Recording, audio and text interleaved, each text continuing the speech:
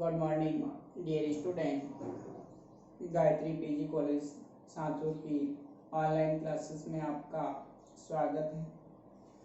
आज हम BSc part second के अंदर ऑर्गेनिक केमिस्ट्री में नेक्स्ट टॉपिक जो ईथर है उसकी केमिकल रिएक्शन, ईथर की जो रासायनिक अभिक्रिया है उस पर हम डिस्कस करेंगे।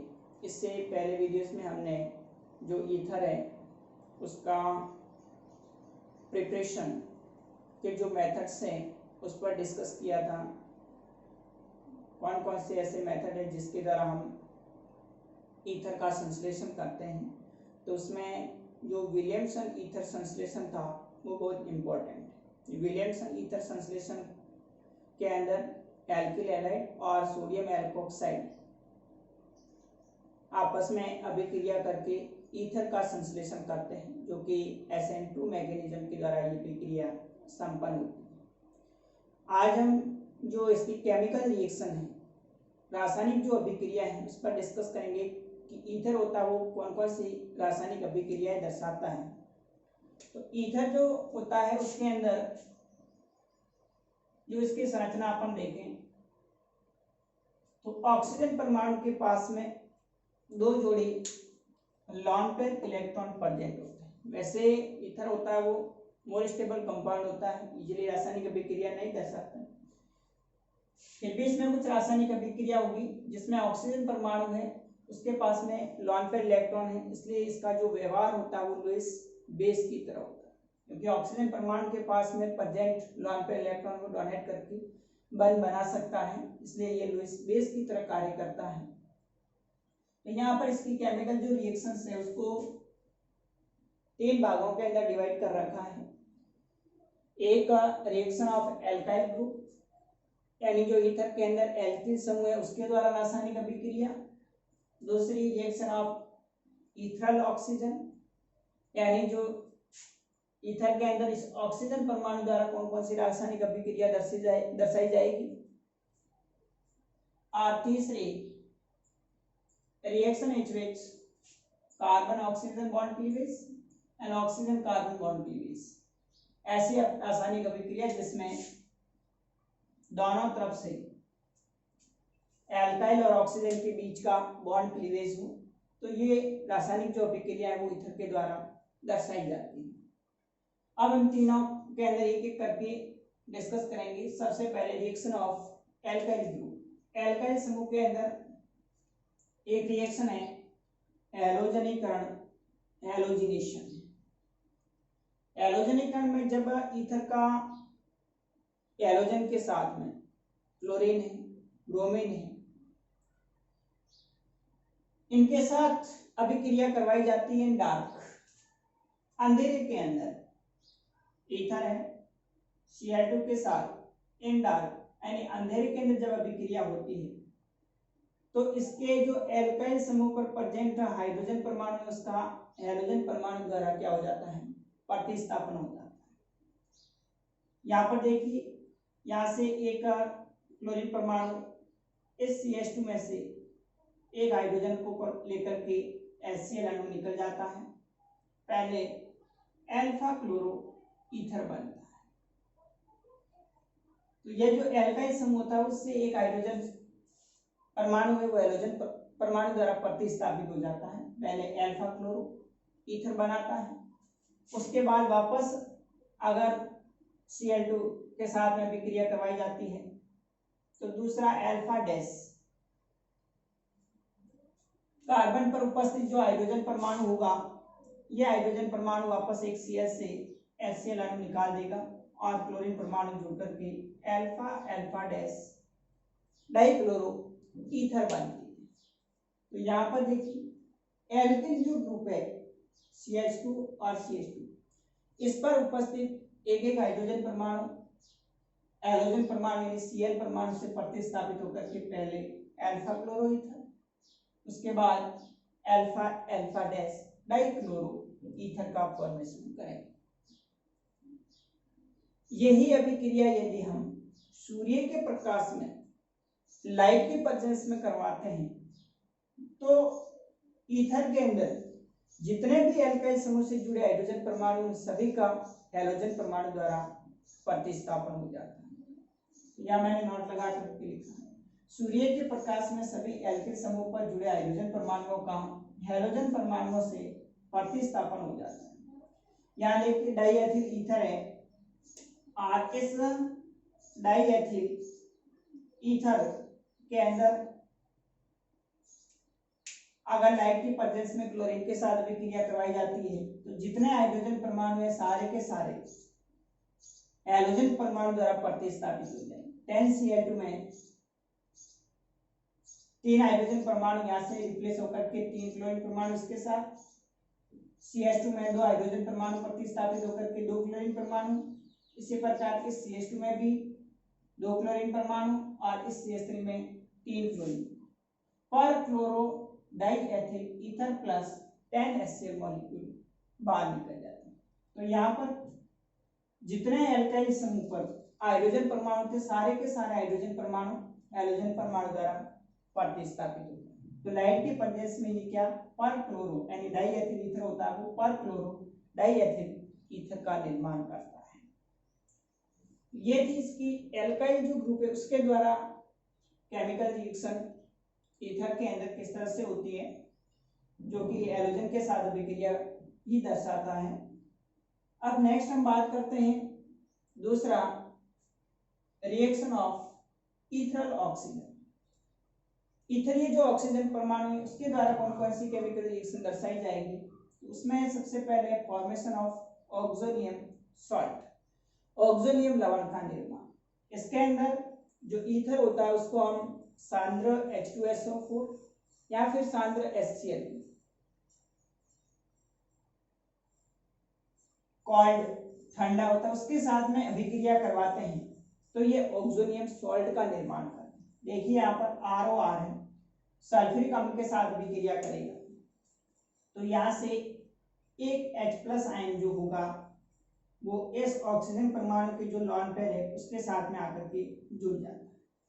इस प्रकार से ROHR ऑक्सीजन परमाणु ने दोनों अपने इलेक्ट्रॉन हाइड्रोजन को बंद बनाने के लिए दिए ऑक्सीजन पर पॉजिटिव चार्ज, और यहाँ बचा HSO4 माइनस इसके साथ में सॉल्ट के रूप में जुड़ जाएगी। तो इस प्रकार से आप देख रहे हैं डाइएल्किल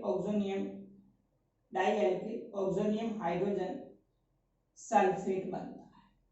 इसी प्रकार से ठंडे कंसंट्रेट HCl के साथ अभिक्रिया करवाई जाती है तो इसमें भी यहाँ से बॉन्ड क्लीवेज होगा, H+ आयन आकर के ऑक्सीजन के साथ डाइएल्किल ऑक्सोनियम और क्लोरीन परमाणु के साथ जुड़ जाएगा तो डाइएल्किल ऑक्सोनियम क्लोराइड बनता है। तो इस प्रकार से जो इथेरियल ऑक्सीजन होता है उसके साथ ठंडा सांद्र H2SO4 या फिर सांद्र HCl अभिक्रिया करके ऑक्सोनियम सॉल्ट का निर्माण करते हैं। और भी इसके अंदर कुछ रिएक्शन है, देखिए नेक्स्ट अगली अभिक्रिया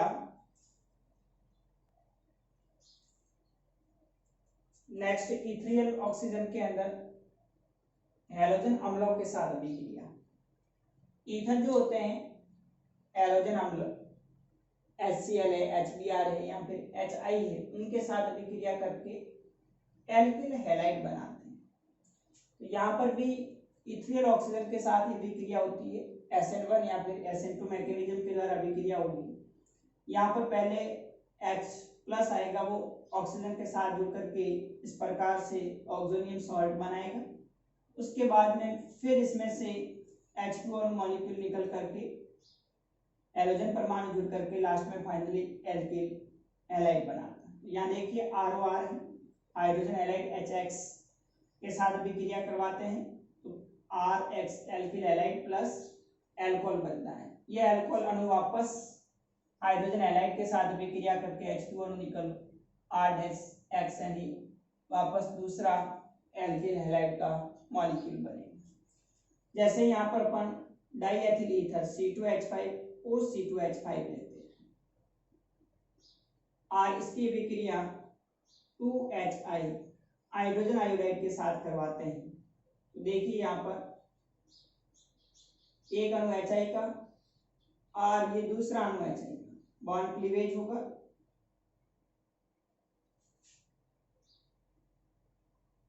तो दो अणु एथिल आयोडाइड के बनेंगे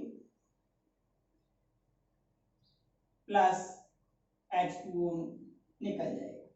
तो इस प्रकार से हाइड्रोजन हैलाइड होते हैं या हाइड्रोजन एसिड्स होते हैं, वो ईथर के साथ अभिक्रिया करके एल्किल हैलाइड का फॉर्मेशन करेंगे। तो इसमें भी ये अभिक्रिया SN1 या SN2 मैकेनिज्म के द्वारा होगी। सबसे पहले ये जो ईथर है इसके साथ में हाइड्रोजन हैलाइड H+ आकर के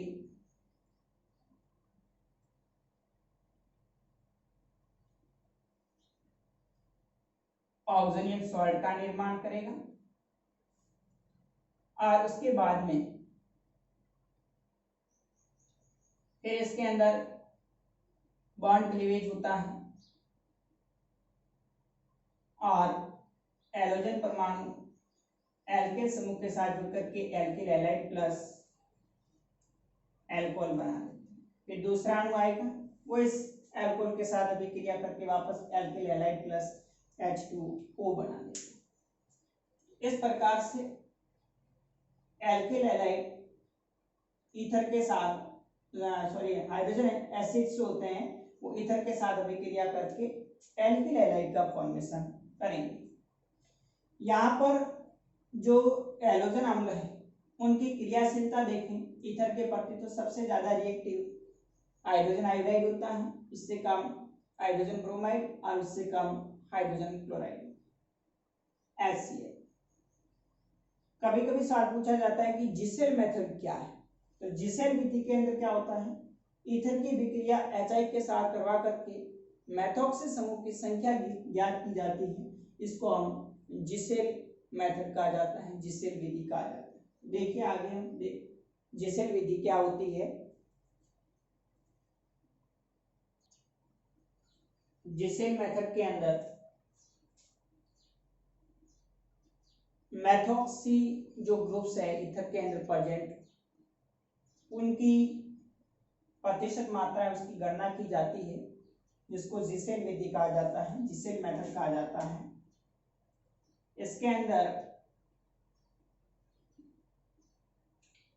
ईथर है उसकी विक्रिया हाइड्रोजन आयोडाइड के साथ करवाकर मिथॉक्सी समूह की संख्या ज्ञात करते हैं।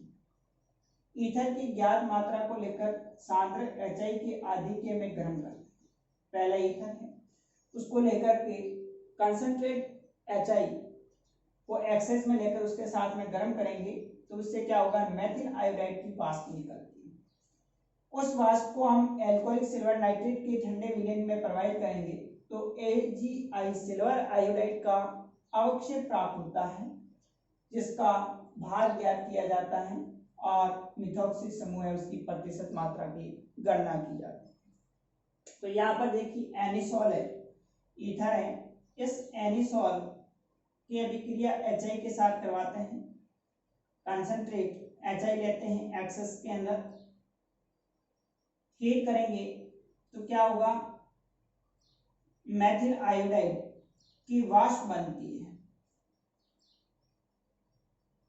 इस मेथिल आयोडाइड की वाष्प को हम सिल्वर नाइट्रेट के विलयन में प्रवाहित करेंगे, तो क्या होगा, हमें सिल्वर आयोडाइड का अवक्षेप प्राप्त होता है, PPT बनती है।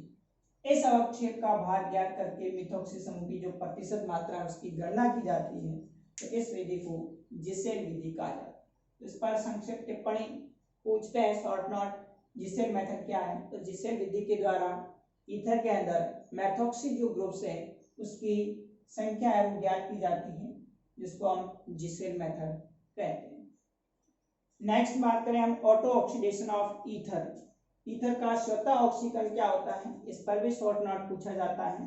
देखिए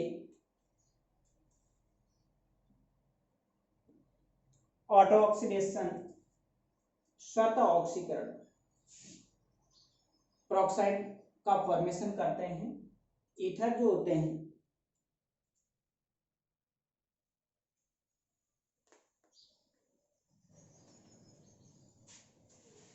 वायुमंडल की जो ऑक्सीजन होती है उसके संपर्क में जब ईथर आता है तो वो लंबे समय तक संपर्क में रहने के कारण क्या बनाता है, पेरोक्साइड बनाता है।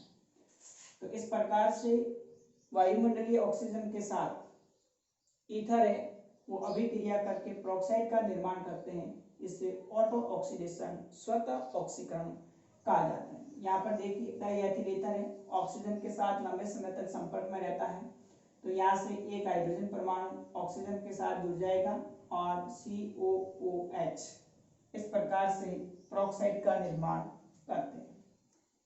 ये जो पेरोक्साइड होता है ये बहुत विनाशकारी होता है और उच्च ताप पर विस्फोट के साथ में जलता है। इसके अलावा अम्लीय जो ऑक्सीडाइजिंग एजेंट है पोटेशियम डाइक्रोमेट K2Cr2O7 इसके साथ विक्रिया करके पहले एल्डिहाइड बनाते हैं, फर्दर इसका ऑक्सीकरण होता है तो कार्बोक्सिलिक अम्ल बनता है। यहाँ पर डाईएथिल ईथर है वो अम्लीय पोटेशियम डाइक्रोमेट की उपस्थिति में ऑक्सीकृत होकर के एसिड एल्डिहाइड बनाता है, फर्दर इसका ऑक्सीकरण होकर एसिटिक एसिड देता है।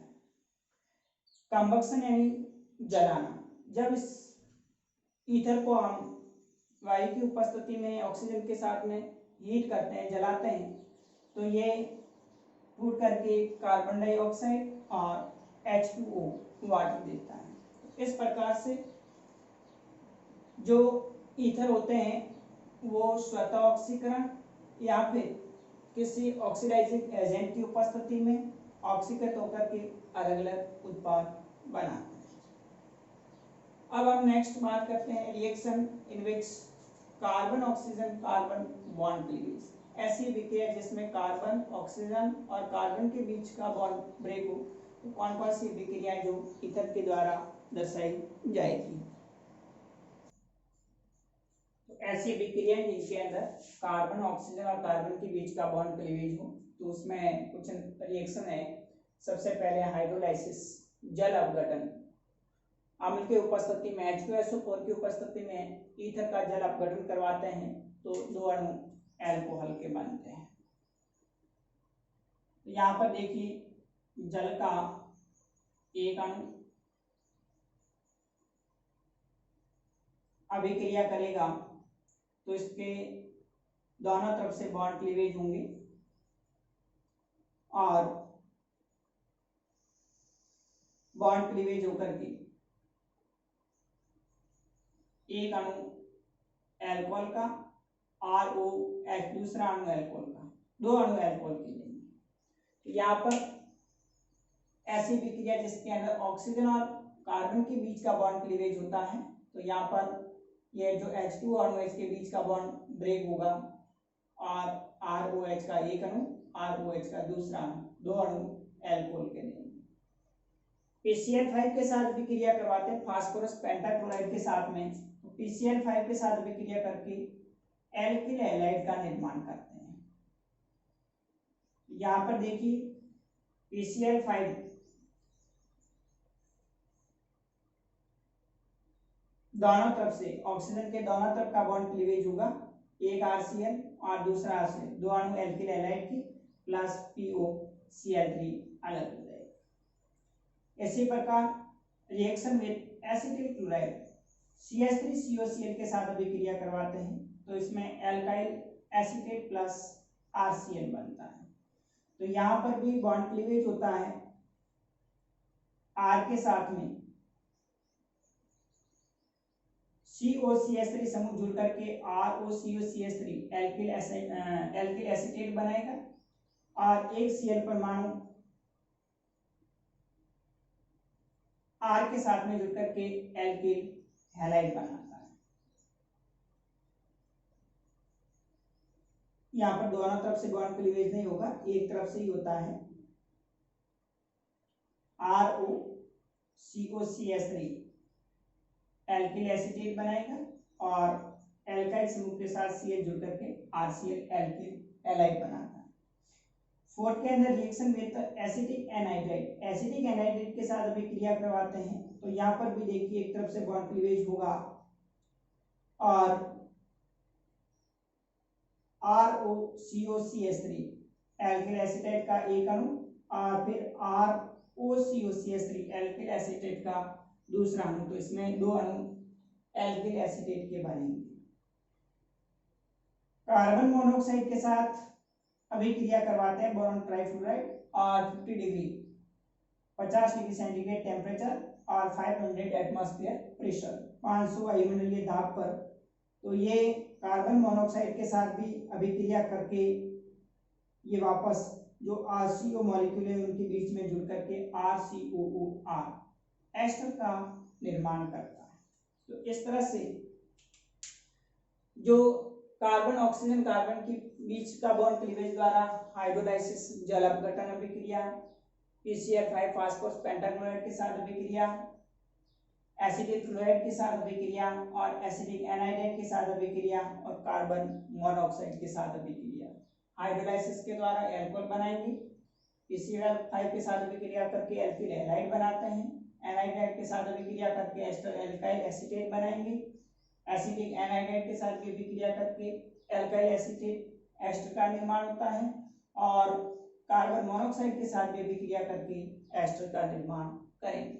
तो ये थी जो ईथर के द्वारा रिप्रेजेंट की जाने वाली केमिकल रिएक्शंस, रासायनिक अभिक्रियाएं। अब हम नेक्स्ट अगले टॉपिक में इपॉक्साइड है उस पर डिस्कस करेंगे। Okay, thank you.